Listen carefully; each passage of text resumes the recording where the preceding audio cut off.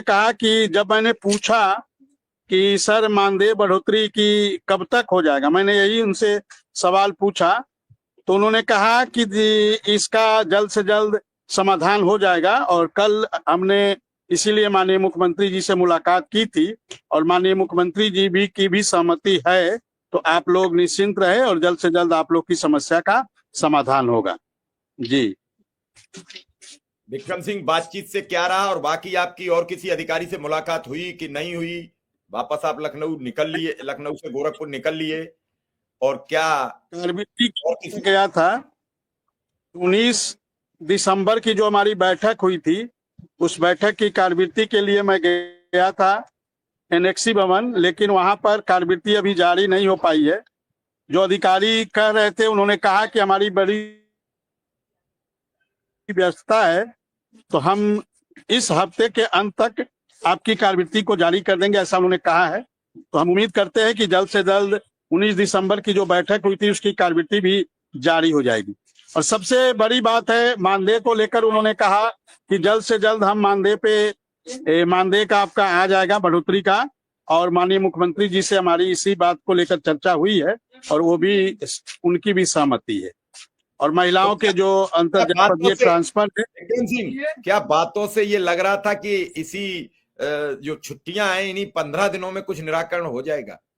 क्योंकि अब आज से तो अनुदेशक और शिक्षा मित्र दोनों बेघर हो गए, अब तो बेरोजगार हो गए आज से 14 जनवरी तक के। जी बड़े पॉजिटिव थे और उनकी मंशा थी कि अनुदेशकों की समस्याओं का जल्द से जल्द समाधान हो जाए, ऐसा उनकी बातों से लग रहा था और वो इसको लेकर पूरा प्रयास भी कर रहे।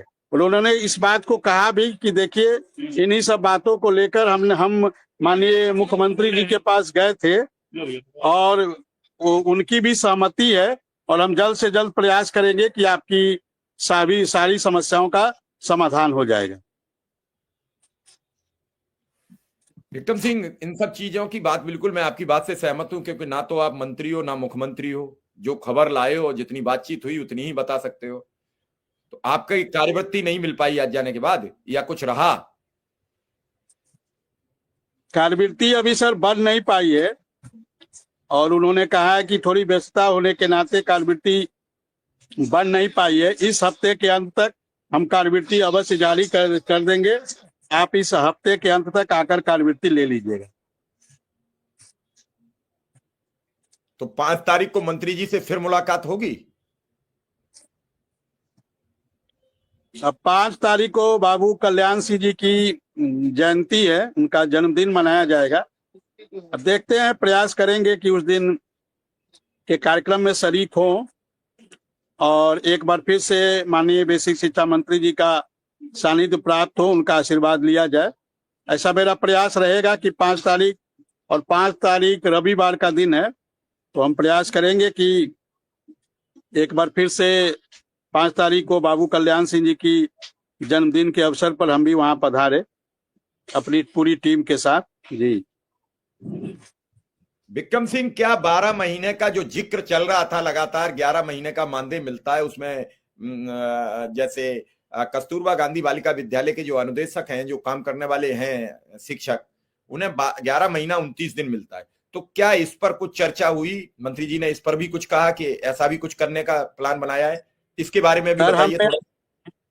आज हमने फिर से अपना पूरा मांग पत्र उनके समक्ष रखा और उन्होंने उस मांग पत्र को बड़े गौर से काफी देर तक पढ़ा, एक एक मुद्दे को, और उन्होंने कहा कि आपकी इन सारी समस्याओं पे चर्चा चल रही है और जल्द से जल्द इसका समाधान आपको देखने को मिलेगा, ऐसा उन्होंने कहा है।